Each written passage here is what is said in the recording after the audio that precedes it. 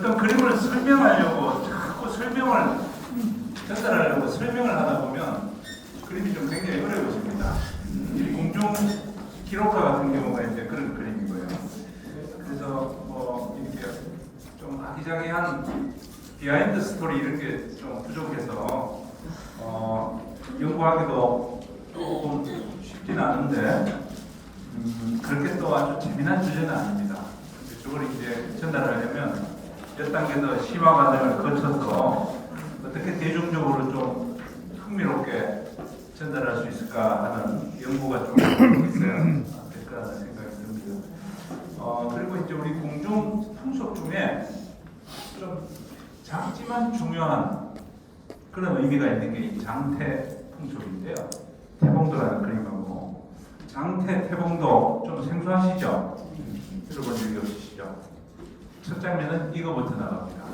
이게 뭡니까? 태양을 태죠. 예. 애가 태어나면 탯줄을 자르죠. 탯줄. 요즘 저 탯줄을 어떻게 처리합니까? 한때는 의료 폐기물로 처리를 하다가요. 요즘은 이제 세대혈이라 그래가지고 뭐 또 굉장히 중요한 그 줄기세포 같은 거 하는데 굉장히 중요하다 그래요. 굉장히 중요한 또 재료로 활용이 되고 있다고 합니다. 우리 조선시대에 이 태를 굉장히 중요하게 여겼습니다. 장태라고 해가지고 왕실에서 애들이 많이 태어나죠. 왕자, 공주, 그죠? 왕후에서 태어난 아이들, 후궁에서 태어난 아이들 많죠. 그래서 왕실에 아이가 태어났다 그러면 태를 아주 소중히 간수했다 그래요. 이 태를 어떻게 관리하느냐에 따라서 나라의 운명이 좌우된다 이렇게 생각이 되는 겁니다. 왕실의 번영과 관련된 것이다. 그러니까 막 엄청나게 신경을 썼던 거죠. 그래서 전국의 명당을 찾아가지고 태를 묻습니다. 거의 뭐 왕릉에 준할 만큼 명당의 조건을 가지고 찾아가지고 태를 묻는데 이 태를 묻는 명당은 왕릉을 만드는 죽은 사람의 그 시신을 묻는 무덤의 풍수하고는 완전히 다릅니다. 차원이. 예. 그래서 이제 그렇게 묻는데 그래서 태를 소중히 간수해서 땅에 묻는다 해서 장태라고 이름을 붙이는 거죠. 그 장태, 그 다음에 안태 뭐 이런 말을 씁니다만 장태를 많이 쓰고요. 그 다음에 태의 주인공이 왕위에 오르잖아요. 왕위에 오르면 그 태실을 성물로 단장을 해가지고 굉장히 근사하게 이렇게 모습으로 만들어냅니다. 그리고 그 모습을 그려가지고 왕이 보시도록 올린 그림, 그걸 태봉도라고 부르는 거죠. 그러니까 저 충청도 어디의 명당에 이번에 태어난 세자 그 태를 잘 간수해가지고 명당에 아주 잘 묻고 행사를 마무리했습니다. 왕한테 보고를 합니다. 그러면 그 태실이 어떤 풍수적인 조건을 갖춘 건지 왕이 알 수가 없잖아요. 그러니까 그림을 그려가지고 이제 올리는 거죠. 그게 태봉도라는 그림입니다. 이 연구는 어떻게 시작됐냐 하니까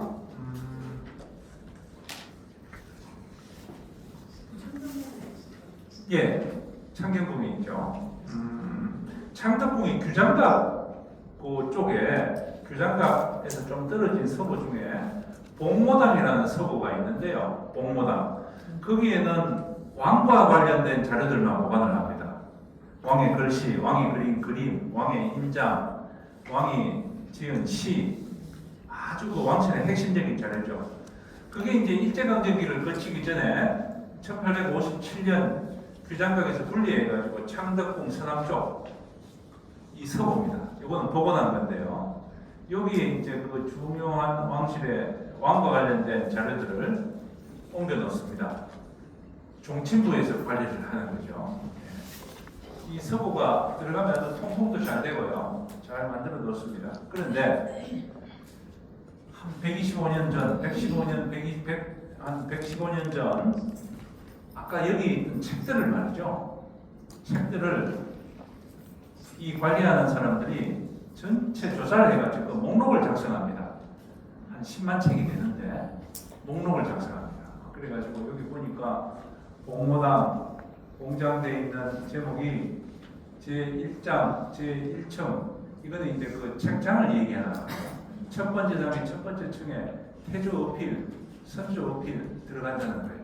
태조 어필 한 척 돌판에 새긴 건데 이거는 건문 3년 생여자 건문 3년 생여자 여자아이를 낳았을 때 왕이 뭐 쓴 글씨다 그런 내용까지 딱 적어 놓습니다. 이렇게 철저하게 조사를 해가지고 적어 놓는데 어떤 기록이 있냐 하니까 보다 보니까 좀 확대하면은 장조 태실비 족자 이 동은 땡땡이라는 의미입니다. 장조 태봉도 장조의 태를 묻었던 태봉도라는 그림이 있구나 하는 걸 알 수 있죠. 120년 전 저 서구에 있었던 거예요. 근데 지금은 전하지 않습니다. 그리고 또 보다 보니까 저같이 이제 이거 제가 근무하던 그 한국학중앙연구원 장서각이라는 곳에 이제 이 자료가 다 와 있습니다. 그래서 예전에 제가 보고 이제 연구를 할 텐데 여기 또 보니까 어떤 게 있냐니까 확대된 거군요. 순조 태봉비 전면 족자, 그 다음에 순조 태봉 산도 족자, 산도라는 게 있었구나 하는 걸 알 수 있죠.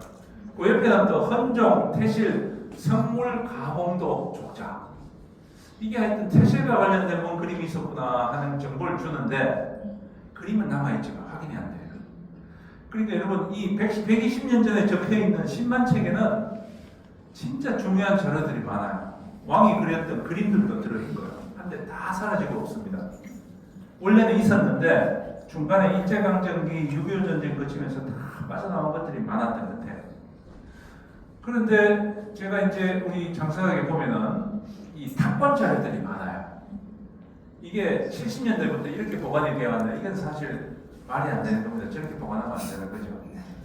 저걸 다시 이제 제가 한 1년 정도 계획을 세워가지고 정리를 하기 시작했습니다. 저 자료는 어떤 거냐 하면 오른쪽은 뭐냐 하면 인조대왕 장릉이거든요. 저 글씨의 오른쪽 붉은 시는 인조대왕 장릉, 왕릉의 표석입니다. 표석을 탁본한 거고요. 왼쪽에 작은 글씨는 표석의 뒷면을 탁본한 겁니다. 앞면, 뒷면 탁본한 걸 붙여가지고 족자로 만든 거죠. 근데 여러분 저 글자를 제외한 나머지는 아주 그 짙은 먹으로 다 칠을 한 겁니다. 새까맣게 탁본을 해가지고 저게 어마어마한 공력입니다. 저렇게 만들어 놓은 거거든요. 왼쪽 거는 뭐냐면 인조대왕이 이제 돌아가시면 그 평생의 어떤 기록을 지문이라고 지어가지고 돌에 새깁니다. 이 크기보다 더 클 거예요. 가로 1m, 세로 한 1m 20 정도 되는 크기에 돌판에 말입니다. 저 한 2000자 되는 글자를 새기는 겁니다. 새겨가지고 묶어가지고 왕릉 밑에 묻습니다. 묻어놔요. 근데 조선시대 왕릉은 발굴한 게 없기 때문에 저 돌을 끄집어내가지고 무슨 글씨인지 확인한 적은 없죠. 그러나 무덤에 묻기 직전에 탁본한 겁니다. 이거는요. 이 탁본을 통해서 어떤 내용이 어떻게 새겨가지고 들어갔구나 하는 걸 알 수 있죠. 지금 인조 장릉에 가서 탁본하면 저렇게 나옵니다. 근데 지금 탁본하고 300년 전에 탁본한 거하고는 차이가 좀 있죠. 이거는 300년 전 당시에 탁본한 겁니다. 그래서 저렇게 해서 이제 왕실에서 보관을 했는데 근데 참 부끄러운 얘기도 저렇게 보관이 되어 왔습니다. 저렇게는 안 되겠다 해가지고 다시 정리를 해서 이렇게 이제 정리를 했어요. 정리를 하고 지금은 저거 하나하나가 서랍 같은 장에 들어가가지고 아주 쾌적한 공간에 이제 보관이 잘 되어 있습니다. 그래서 저게 한 600개가 돼요. 600개. 600개를 뭐 1년 동안 진짜 아침 9시 반부터 해가지고 오후 5시 반까지 하루 종일 한 20년 전에요. 제가 이제 석사과정 마치고 뭐 이렇게 할 때 그렇게 했는데 저 600점 탁본을 다 하고 나니까 제일 마지막에 깔려있는 족자가 3개가 있는데 이 족자가 심상치 않은 족자예요. 족자 제목이 저렇게 적혀 있습니다. 헌종, 대왕, 태실, 성물, 가홍도 족자, 순조, 태봉, 아까 그 목록에서 봤던 그 제목이 여기 적혀 있는 거예요. 그러니까 이 세 점은 목록에만 남아있고 물건이 없는 줄 알았는데 이게 남아있었던 거예요. 근데 사람들이 이게 그림인 줄 알았더라면 벌써 어떻게 빼돌리든지 했을 거예요. 그림이 아니고 뭐 족자 조그만 거겠지 하고 그냥 놔둔 겁니다. 그 덕분에 남아있었던 거죠. 족자로 이제 족자에 묻혀 있었기 때문에 사람들이 손을 안 댄 겁니다. 아까 제가 찾았던 그 기록하고 똑같은 거죠. 글자가. 그러니까 120년 전 이걸 기록할 때 이걸 보고 기록을 한 겁니다. 근데 남아있었던 펼치니까 이런 그림이 나옵니다. 지금까지 한 번도 공개된 적이 없는 태봉도라는 그림이 우리 왕실 회화사에 이제 등장을 하는 거죠. 예. 저로서는 참 보람있는 일이었습니다. 그래서 이 장서각에서 열심히 일하면 보답이 온다. 그러니까 이게 왕실 자료죠. 왕실 자료를 열심히 일하면 그 조선 왕조의 왕들이 뭔가 고생했다고 보답을 주는 게 아닐까. 저는 이거 연구하고 나서 정규직으로 승진이 됐고요. 뭐 연구하고 나서 또 뭐 한 단계 올라가고 그런 일들이 좀 많았습니다. 그래서 이건 진짜 의미 있는 발굴이죠. 그러니까 지금도 장서각에는 한 10만 책이 있는데 어디에 뭔가 또 사람의 손길이 닿지 않은 게 있을지 몰라요. 굉장히 신비로운 공간입니다. 그래서 이걸 연구를 해가지고 이제 논문을 쓰고 발표를 해가지고 한 5년 전에 이게 국가지정문화재 보물로 다 지정이 되었습니다. 근데 이걸 열어보니까 이 장태문화라는 게 아이들이 태어났을 때 땅에 태를 묻는 것 한 파트고요. 그 다음에 묻었는 그 태 중에서 왕자의 태실은 가봉을 합니다. 돌로 단장을 하는 게 한 영역이 있고, 그 다음에 돌로 단장한 게 이제 관리가 잘 되도록 수리하고 보수하는 것, 그게 또 한 영역이 있습니다. 그래서 이런 것들이 행할 때는 의궤를 다 남깁니다. 의궤가 세 종이죠. 그러니까 왼쪽 거는 순조가 태어났을 때 태를 묻을 때 그 행사와 관련된 거. 그 다음에 왕자의 태 중에 태의 주인공이 왕이 됐단 말이죠. 그럼 그걸 이제 돌로서 단장을 해야 되는데 그게 가봉이라고 합니다. 더할 가자 봉할 봉자 더해서 이제 다시 단장을 한다는 거죠. 정조 의궤가 남아 있는 거고요. 그 다음에 그게 이제 세월 지나면서 뭐 금이 가고 부서지고 하면 안 되니까 그걸 관리했던 수계 의궤 이렇게 세 종이 남아 있는 거죠. 그래서 현장에 가면 성물이 있습니다. 훼손된 게 뭐 3분의 2 정도 되지만 성물이 있고 기록이 있고 그림도 있고 사람이 등장하고 하니까 굉장히 재미난 자료가 되는 거죠. 공중 기록과보다 더 흥미로운 자료로서 이제 펼쳐집니다. 근데 이 안태의궤는 아이가 태어날 때부터 이제 시작이 됩니다. 태어날 때부터 시작이 되는데 여러분 요거는 누구의 출산 기록인가 하니까 영조대왕의 출산 기록입니다. 최숙의가 영조의 어머니거든요. 숙빈 최씨인데 한 등급이 올라가지고 숙의 최씨로 되어 있을 때입니다. 그때 호산청 일기 원래 왕비들이 왕을 낳으면은요 호산청이 아니고 더 등급이 높은 명칭이 주어지는데 후궁이 낳을 때는 호산청이라고 해서 저기서 이제 관리를 합니다. 그 출산 과정 일기입니다. 그래서 보시면 갑술 9월 12일 날 쭉 가서 여기 보면 갑술 9월 13일 날 사경 새벽에 최숙의 기후가 뭔가 좀 안 좋아가지고 의녀가 말하기를 무슨 탕을 만들어가지고 드셨는데 그리고 나서 구토를 하고 그 다음에 구토를 하고 했다. 구토를 하고 여기 있군요. 구토를 하고 그 다음에 뭐 검은 기운이 있는 그 토를 했는데 인삼차하고 이걸 해가지고 다시 이제 드렸더니 조금 안정이 되고 나서 그리고 나서 요 기록이 있고요. 그 다음에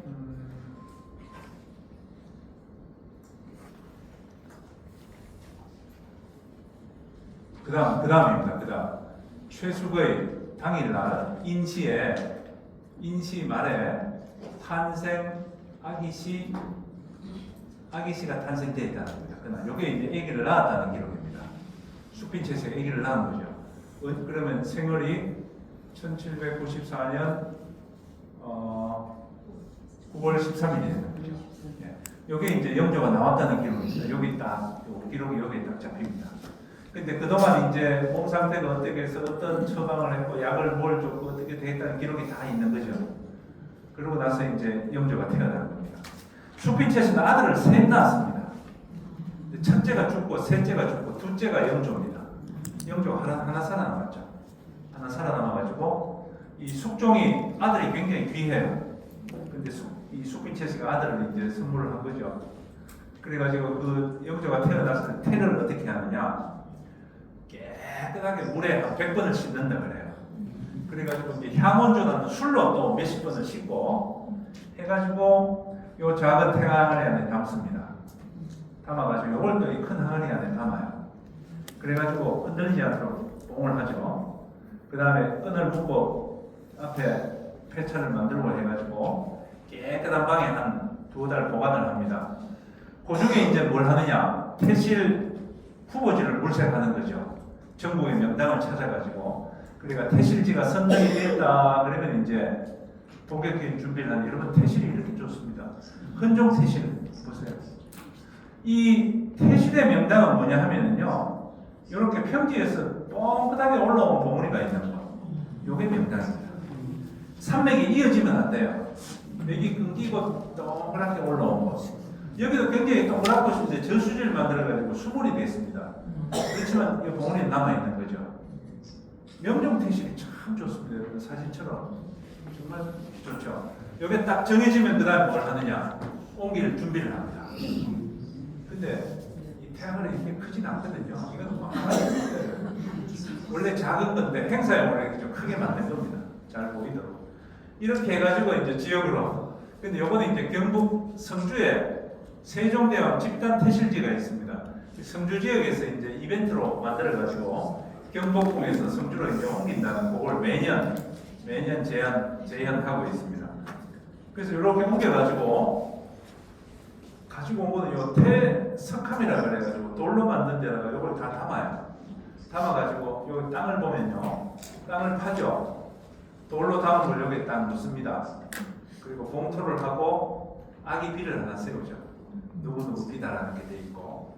그 다음에 태실 항아리만 있으면 이게 누구 건지 알 수 없죠. 여기에 요걸 딱 만듭니다. 지석을 누구 거라는 걸 딱 만들어가지고 딱 묻어두는 거죠. 그럼 어떤 형태가 되냐? 이런 형태가 됩니다. 딱 같죠.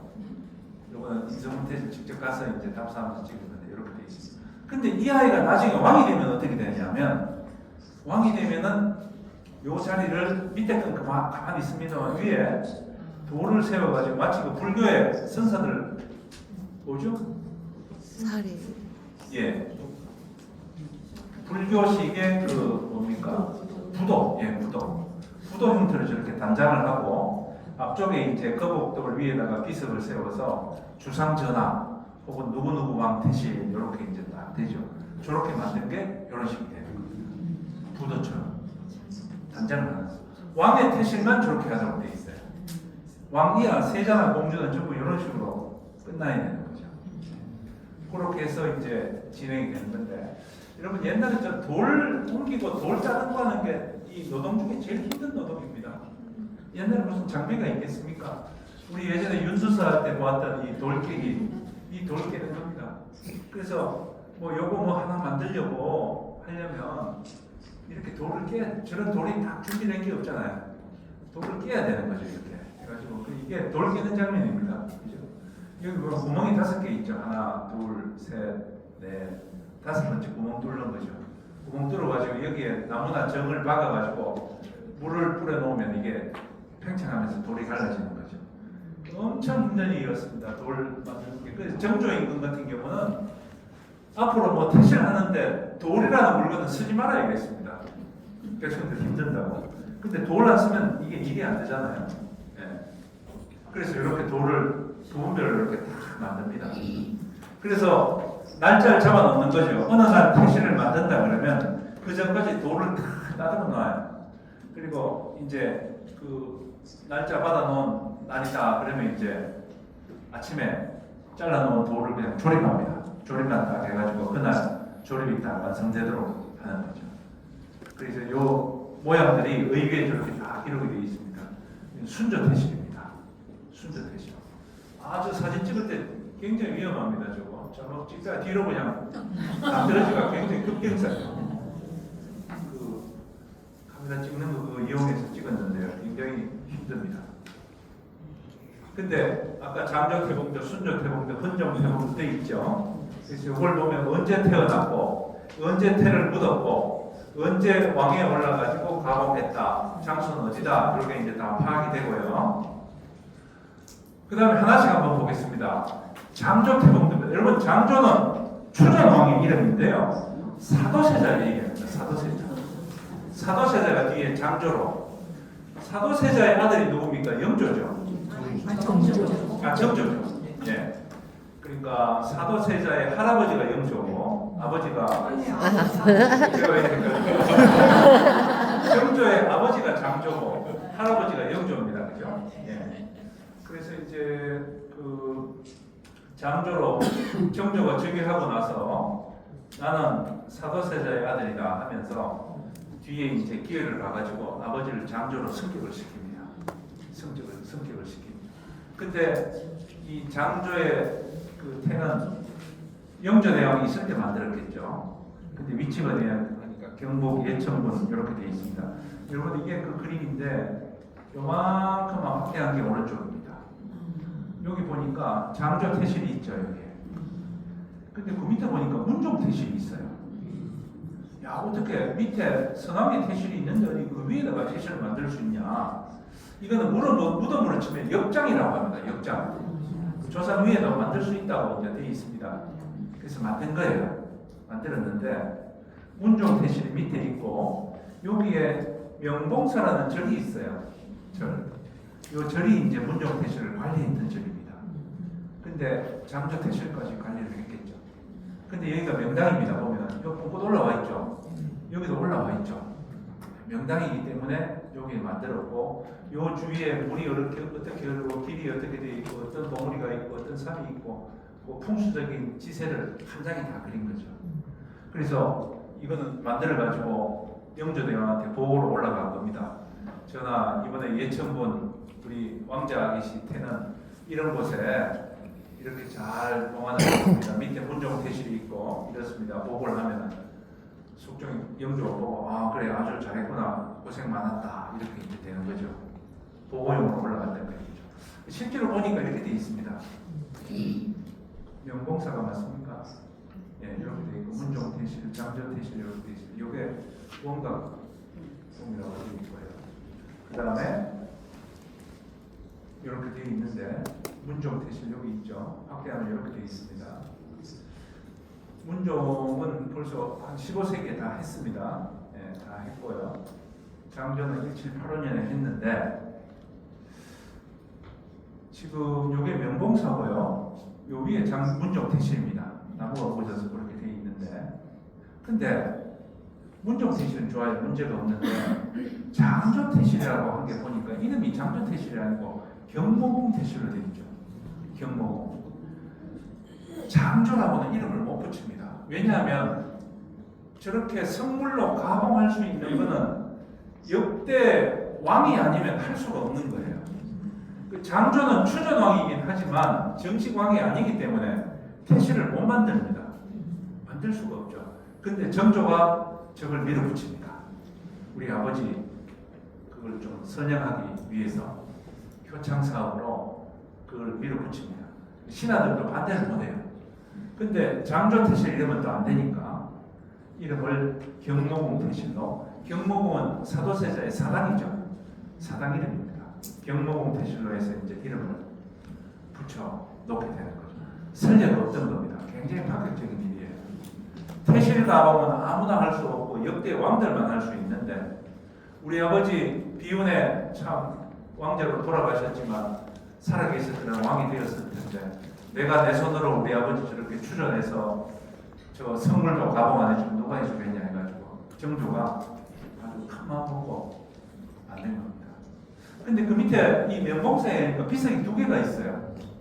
왼쪽은 문종대왕 태실비를 옮겨놨습니다. 이 성녀들이 관리가 안 되니까 옮겨놓은 거예요. 오른쪽이 바로 경모궁 태실비인데요.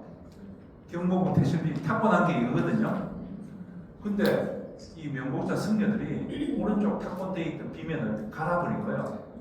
명봉사 사작비를 저기다가 새겨놓았습니다. 승려들.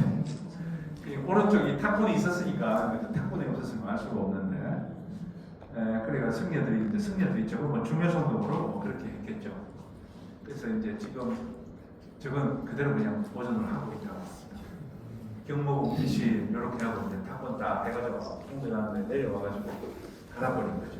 근데 저게 정조가 있을 당시에 저랬다면 난리가 날 텐데 저게 이제 후대 6.25 전쟁 끝나고 아마 후대에 저렇게 됐다고 합니다. 그래서 장조태실, 문종태실 한 라인에 저렇게 이제 쭉 이 두 개가 들어서 있는 건 참 드문 일인데 어쨌든 저렇게 조성이 되었습니다. 그러니까 저게 뒤에는 나옵니다만 영조가 태실을 만든다는 건 인정을 하는데 궁중의 아이들은 계속 태어날 것이고 태실은 계속 만들어질 것이고 이렇게 가다가는 전국이 태실 강산이 된다. 이걸 염려한 겁니다. 그래서는 안 된다는 거죠. 그래서 집으로 치면은 단독주택 많이 짓지 말고 아파트처럼 집을 올려야 된다는 거죠. 땅 면적을 적게 타지 않는다. 그러다 보니까 이렇게 한 라인에 있는 거 덩성덩성 이렇게 만드는 거 이런 걸 권장하는 겁니다. 영조가. 뒤에 나오는 거 뒤에서 다시 보고요. 이렇게 되고 순종도 한번 보겠습니다. 이거 순종입니다. 1790년에 이제 태를 묻었습니다. 그리고 1806년 가봉을 했습니다. 순조 6년에 가봉을 했어요. 원래는 순조 1년에 가봉을 해야 되거든요. 왕위에 오르자마자. 근데 나라에 뭐 흉년이 들고 수재가 일어나고 홍수가 나고 중요한 일이 너무 많아가지고 뒤로 미루다가 1806년에 한 거였습니다. 자, 그림이 아주 재밌습니다. 여러분 여기 보면 이게 태실이에요. 동그랗게 올라와 있죠. 조금 과장이 되어 있습니다만 이렇게 되어 있고 밑에 여기 무슨 절일까요? 법주사입니다. 우리는 법주사가 이걸 관리하도록 되어 있고요. 법주사 뒤에 문장대라고 있죠. 여기 있습니다. 근데 디테일 보면요. 이게 하여튼 이렇게 아까 제가 사진 찍다가 굉장히 뒤로 떨어질 뻔했잖아요.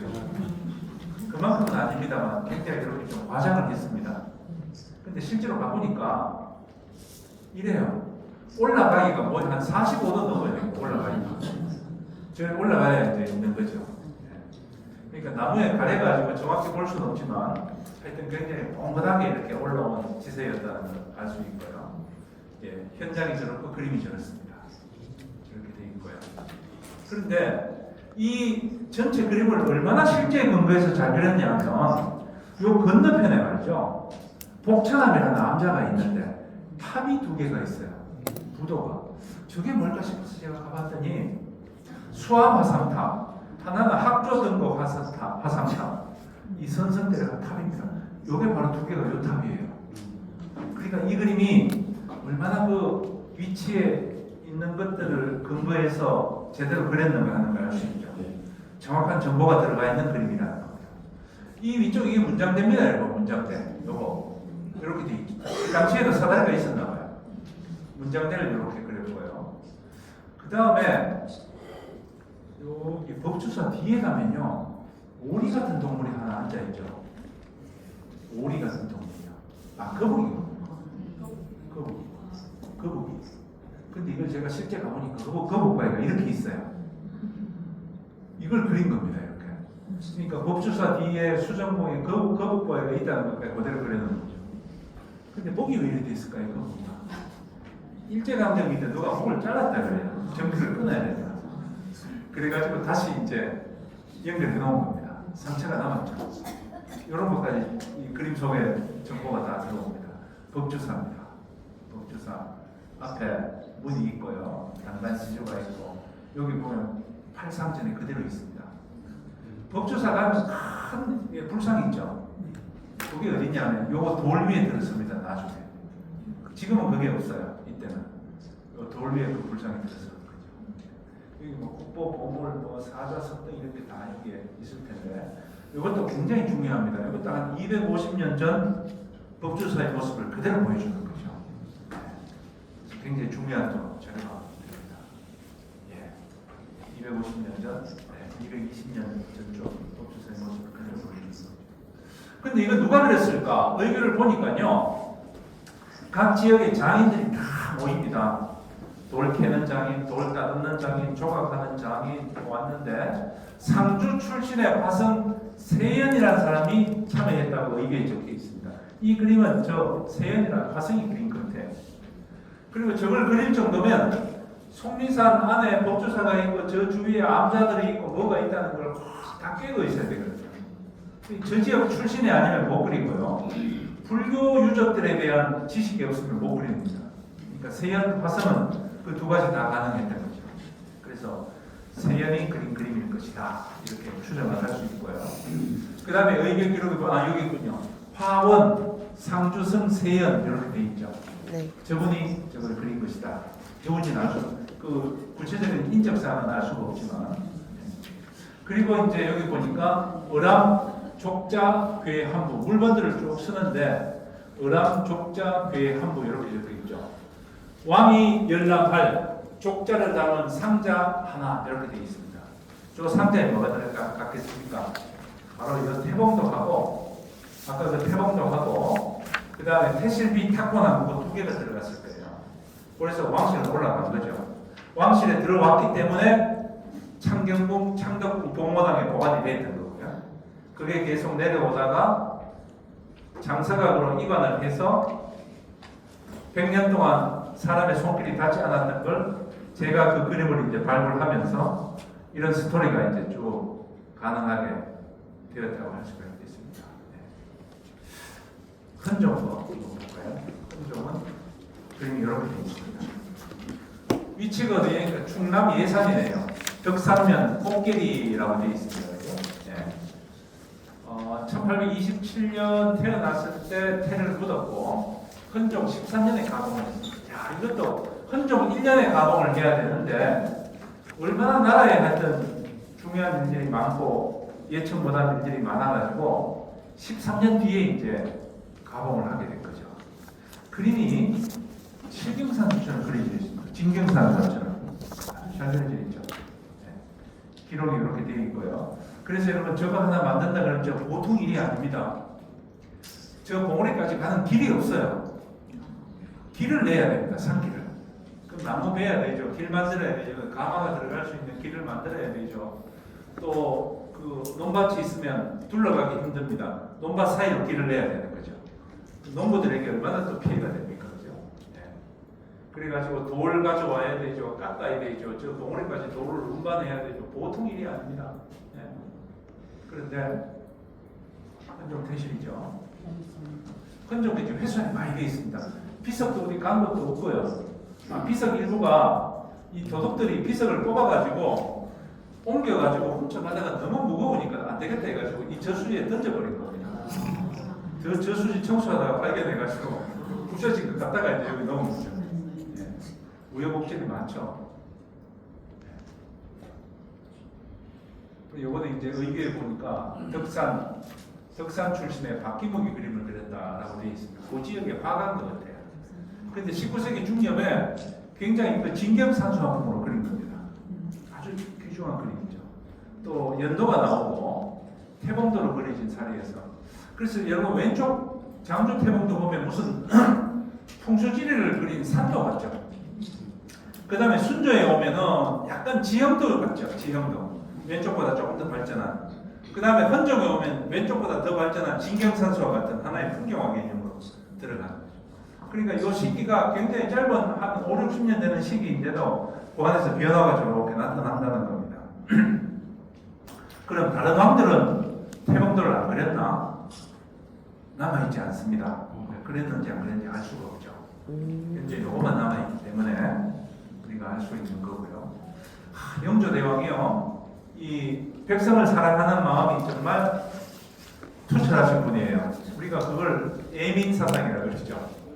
그래서 영조 34년 기록을 보니까 퇴실에 관해서 백성들에게 이제 훈유문을 내립니다. 신하들에게. 이렇게 되어 있습니다. 내가 실록을 보니까 광묘가 잠재해 있습니다. 이 광묘는 누굽니까?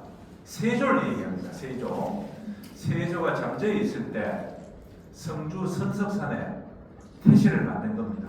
근데 그때는 세종대왕 형제들이 다 그리 갔어요. 여러 대군과 여러 왕자들이 태봉이 같았다 이렇게 되어 있거든요. 성주로 갔습니다. 근데 갔는데 나중에 거기에 묻혀있던 세조의 태실이 왕이 되어 있잖아요. 그래 예조에서 얘기합니다. 전하가 되셨으니까 가봉을 해야 되겠습니다 라고 했더니 세조가 뭐라 그랬냐니까 하지 마라. 그거 다 민폐다. 하지 말고 따로 옮기지 말고 거기 있게 하되 비싸 돌만 하나 세워라. 그래서 그냥 그걸로 끝내라. 이렇게 했다는 거죠. 영조가 훗날 그걸 읽어보니까 우리 세조대왕께서 백성들을 위한 마음이 너무 아름답고 거룩하다. 그렇게 이제 얘기를 하면서 뭐라고 하냐면 앞으로 태실은 개인 태실은 없다. 전부 집단으로 태실을 만들어가지고 그 태실 공간을 아끼고 전국이 태실 강산이 되지 않도록 대비해야 된다. 이렇게 이제 얘기를 합니다. 근데 여러분 이것이 세종대왕이 자태실이라고 하는데요. 진짜 풍수가 좋습니다. 산이 이렇게 돼 있고요. 봉황이 알을 품은 자리라고 해요. 여기입니다. 여기. 요 봉우리. 그리고 물이 이렇게 돼 있죠. 진짜 좋은 풍수라고 해요. 그래서 여기는 원래 성주이시 그 집안의 무덤인데요. 세종대왕의 아들들 태실이 이리 들어가야 되기 때문에 옮겨라 그래가지고 옮기기라. 왕이 옮기라니까 옮겨가지고 내준 거죠. 근데 가면 이렇게 돼 있습니다. 이렇게. 세종대왕 아들이 한 20명 되거든요. 이렇게. 요게 세조입니다. 여기 세조. 요게 세조 태실이에요. 이게 원래 왕이 됐다 그러면 이걸 옮겨야 됩니다. 빼가지고 좋은 데로 옮겨야 되는데 세조가 옮기지 말고 그냥 돌 하나 얹어가지고 비석 하나 얹어서 이렇게 해라라고 한 거죠. 여기에 영조대왕이 감동을 받는 거죠. 야, 봐라 세조께서 이렇게 했지 않느냐. 이걸 근거해가지고 이제 힘을 받는 거죠. 그래가지고 앞으로 태실, 개인 태실은 없다. 이렇게 해가지고 이제 그래서 얘기합니다. 동강동태 한능선에 태를 같이 묻어라. 그래서 지금 태 하나 묻는데 한 마을을 이용하니까 그 쾌감이 이루 말할 수가 없다. 마땅히 앞에 우리 선조들께서도 선조들의 제도를 본받아가지고 앞으로는 태실을 정할 때 차례로 이어서 묻되 한 등성이에 다 이어서 묻으라는 거죠. 그 등성이가 다 차면 또 다른 한 등성이를 이용해가지고 해라. 그리고 간격도 좁혀라. 2, 3보 간격을 이렇게 좁혀가지고 백성들 피해가 없도록 해라. 이렇게 이제 명을 내립니다. 그 명을 내립니다. 내려서 형 동생 따질 거 없다는 거죠. 한 곳에 다 들어가도록 해라. 그래서 이제 그렇게 분부를 해서 이게 시행령이 돼가지고 이렇게 이제 진행이 된 겁니다. 되는데 중간에 영조가 또 마음이 또 바뀌어요. 한 7년 지나고 나서 아까 위에 게 1758년이거든요. 7년 뒤에 1765년에 와서 또 생각이 또 바뀝니다. 어떻게 바뀌냐면 경복궁이 폐허로 돼 있었죠. 임진왜란 이후에 그때까지. 근데 그 경복궁 예터에서 태 항아리가 하나 발견된 겁니다. 그걸 보고를 받은 거예요. 야, 우리 선조들이 그러고 보니까 이 태를 다 야매로 나간 게 아니었구나. 궁궐 안에 태를 묻었구나 하는 걸 알게 된 겁니다. 그래가지고 다시 생각을 바꿉니다. 그래가지고 안태제도 전반을 다시 재검토한다 해가지고 지금부터 태를 묻는데 반드시 이제 밖으로 못 나간다. 궁궐 안에 다 묻어라. 이렇게 이제 얘기를 해요. 그래서 의원에 정결한 곳을 찾아가지고 거기에 항아리를 묻어라. 그리고 이걸 정식으로 삼아라. 앞으로 이걸 원칙으로 삼아라. 이렇게 된 거죠. 그러니까 딸이나 공주가 태어나면 궁궐 안에 다 묻는 거죠. 궁궐 안에 다 묻고 단 세자는 밖으로 나갑니다. 세자는 밖으로 나가고 세자를 제외하고는 궁궐에 다 묻으라고 돼가지고 이게 이제 또 하나 원칙이 되는 거죠. 산등성에 뭐 하려고 하다가 이제 지침이 바뀌니까 궁궐 안에 이제 다 묻도록 되어 겁니다. 그게 고종 때까지 이제 쭉 전통으로 갑니다. 여러분 아까 장조 태공도는요 오른쪽 이런 그 풍수지리를 그린 것 같은 그런 개념으로 들어갑니다. 여러분 이게 숙빈 최씨 그 소래원이라는 파주에 가면 능이 있는데요. 능이 아니고 원으로 되어 있죠. 왕능과 원을 다 틀어서 굉장히 제일 명당이라 그래요. 그 등성이가 올라가는 게 보면 막 용이 꿈틀거리듯이 올라가가지고 공군이 탁 자리 잡거든요. 저 자리를 누가 잡았냐? 영조가 직접 직관들 데리고 전국을 돌면서 잡았잖아요. 우리 어머니 좋은 명당 잡아야 되겠다 해가지고 만들어 놓은 거예요. 여러분 그 파주의 숙종 축빈채시 소래원 한번 가보시면 얼마나 명당인지 잘 알 수 있을 겁니다. 이 아까 지형도 같은 거 정선의 금강전도와 비슷하죠. 부방법으로 그린 거. 그래서 이제 진경으로 발전했다는 거 말씀드렸고요. 근데 이렇게 조사를 하고 나니까 나중에 두 점이 더 나와요. 그래서 왼쪽 거는 뭐냐니까 순종, 우리 마지막 왕 순종이 태어났을 때 그 태를 갖다 묻은 겁니다. 충청도 저기가 홍성. 충북인데요. 거기 갖다 묻었는데 지세가 여기가 대실입니다. 여기가 대실이에요. 태국. 근데 이거는요 19세기 중년인데 거의 뭐 풍경화처럼 그렸습니다. 그림. 그래서 이렇게 하려면 그림 누가 그린 이 화원이 출장을 가야 되거든요. 화원이 도화서 화원이 한 5박 6일 출장 가가지고 이거 보고 그래가지고 전화하면서 이제 봉화용으로 올린 거죠. 첨부용으로 올린 건데 봉우리가 이렇게 돼 있어요. 뻥끗하죠. 실제로 가보니까 실제로 가기 전에 이 의궤를 보니까 1790년 얘기로 되어 있고요. 경술년에 정조가 또 특교를 내립니다. 그 뭐냐 하니까 돌 쓰지 말라는 겁니다. 아까 말씀드렸듯이 내가 보니까 백성들이 태실만 엄청 고생하는데 앞으로 태실에 일체 성물 쓰지 말고 안태항과 안태항만 그 태항아리만 보관하라는 겁니다. 태항아리 담는 그 돌 상자 같은 거, 돌 그 함을 만들지 말라는 거죠.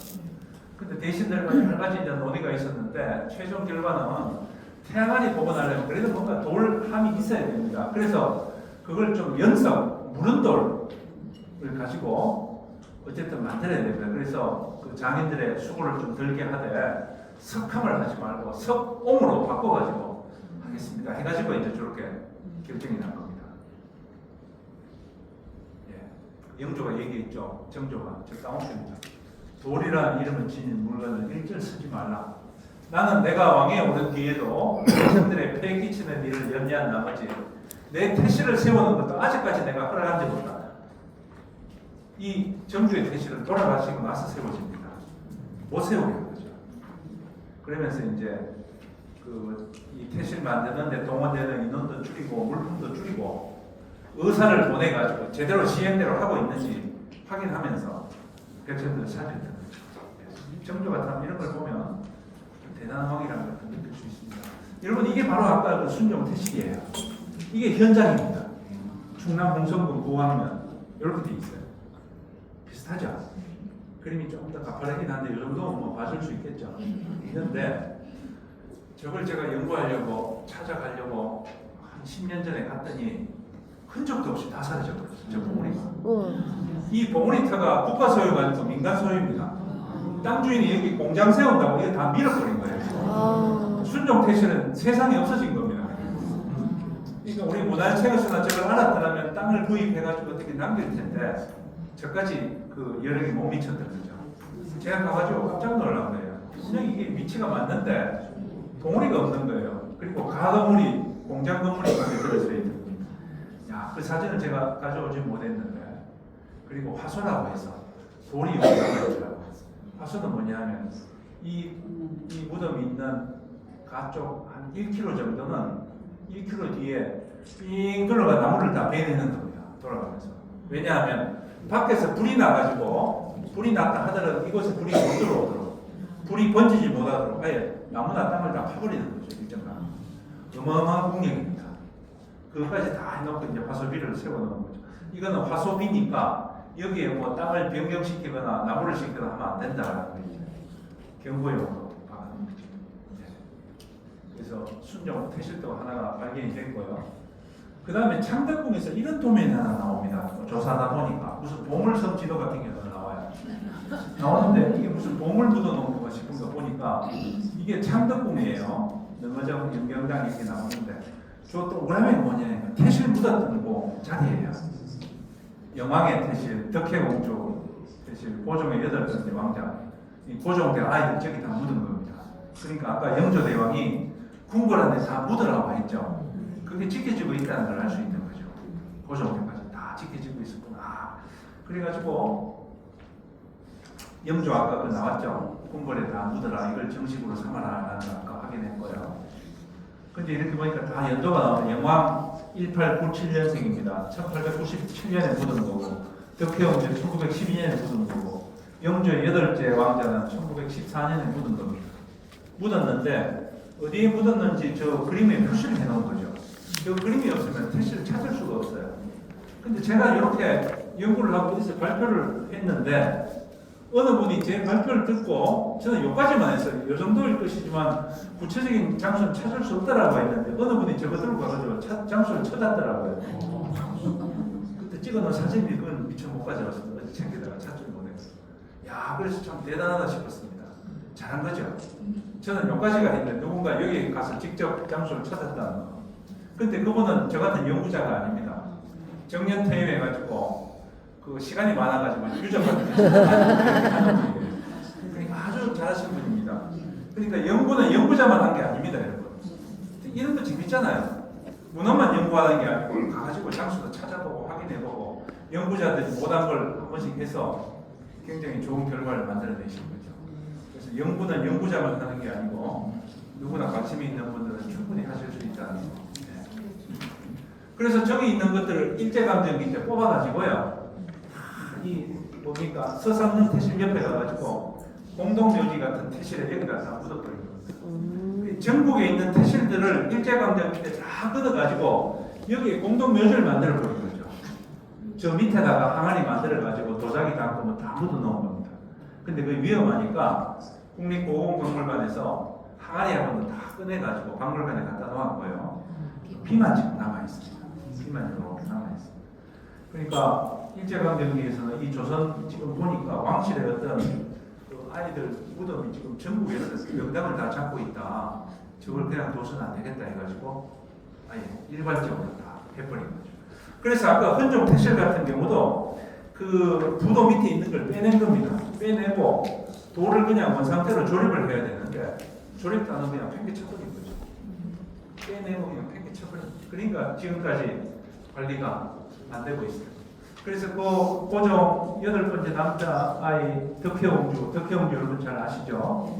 예, 여기 다 돼 있습니다. 덕혜옹주 태 명치 45년 임자 4월 23일 장 묻었다 어디에 창경궁 비원에 묻었다 이렇게 돼 있죠. 아 그거니까 비원이죠. 창경궁 비원. 그래서 이거 아무도 몰랐어요. 이게 뭔지. 무슨 뭘 풍수지를 그린 건지 뭐 보물지도를 그린 건지. 그래서 이제 태실 공부하다 보니까 이게 발견이 돼가지고 이렇게 5개가 이제 장사에서 나온 거죠. 3점은 보물 지정 받았지만 지정 받고 나서 이게 발견돼가지고 지정을 못 받았어요. 나중에 이제 보물 지정보다 다시 해가지고 이게 이제 뒤에 아마 붙게 될 것이라고 봅니다. 그래서 여러분 이 보시면 이 안태는 새로운 생명의 탄생을 축복하고 국가의 안정과 번영을 기원하면서 기원하는 의미가 있었고요. 그래서 그런 장태의의 과정에는 다양한 시각자료가 필요했다 이렇게 보고요. 태실 관련 그림은 가공 태실의 완성된 형태와 물질적 특징 등 태실의 현장을 그려서 월암령을 올린 것이고요. 왕실 회화의 새로운 주제죠. 그리고 왕실의 사적을 그린 것으로서의 의미가 있는 우리의 또 하나의 값진 유산이다 이렇게 볼 수 있고요. 참 재밌습니다, 여러분. 이 태는 조선시대에는 저 태가 나라의 운명을 좌우하는 개념으로 쓰이다가 근대에 와가지고는 의학 폐기물로 처리가 되어버린 거죠. 한때는 국군의 상징이 그냥 폐기물로 전락을 해버린 거죠. 그러다가 지금은 다시 이제 재래열 그 줄기세포 만드는데 아주 중요한 의학적인 재료로 활용이 된다 해가지고 또 이렇게 되어 있습니다. 이 태가 시대가 바뀌면서 그죠? 네. 나라의 운명을 좌우하다가 폐기물로 되었다가 또 이제 의학용으로 활용이 되고 있다고 하죠. 그래서 저 태는 굉장히 중요하게 여겼습니다. 그래서 아이가 생명이 태어나면 무덤을 2개 만들어야 된다는 거예요. 태의 무덤을 만들고 그 사람이 죽었을 때 무덤을 만들고 2개의 무덤을 만들어야 된다는 개념이 있었던 거죠. 그래서 태는 어쨌든 이 배 안에 있을 때, 어머니 배 안에 있을 때 그거를 길러주는 하나의 그 생명줄이지 않습니까? 생명줄로서의 의미를 굉장히 크게 부여했던 것이죠. 아무렇게나 처리하면 안 된다. 정갈하게 해서 땅에 묻고 해야 된다. 그게 이제 지켜 뭐 의학 과학적으로 근거는 없지만 그렇게 이제 하나의 풍속으로서 만들어졌고 그런 것들이 또 태실에 실제 현장에서 만들어지고 그림으로 다시 남아 있는 재미난 사례라서 오늘 제가 좀 가지고 왔습니다. 그래서 왕실 풍속 그때 민간에서는 태를 왕실처럼 저렇게 하진 않았거든요. 태를 불태우든지 뭐 이렇게 했는데 왕실 특유의 전통을 가지고 조선 500년 동안 이렇게 내려온 왕실 고유의 풍습이다 이렇게 얘기할 수가 있겠습니다. 생명의 탄생을 소중하게 맞이하고자 했던 선조들의 마음을 우리가 한번 돌아볼 수 있고 그것을 지키기 위한 정말 힘든 과정이 있었고 그래서 남겨진 유산들이라는 거고요. 그래서 오늘날 우리 생명의 탄생은 저출산 시대를 살아가는 우리 시대의 현실도 한번 돌아보게 하는 그런 시사점이 있다. 이렇게 말씀을 드리겠습니다. 시간이 다 50분이 됐네요. 궁금한 거 있으신가요? 중국도 장태 문화가 중국에는 장태 문화가 없는 것 같아요.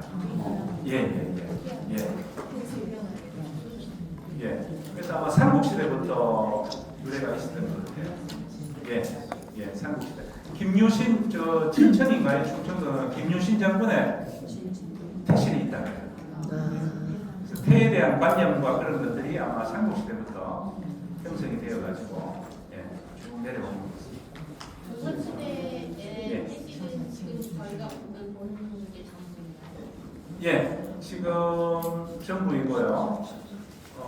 왕의 태실들은 지금 남아 있습니다. 남아 있는데 아까 헌종 같은 경우는 너무 훼손이 많이 되었고요.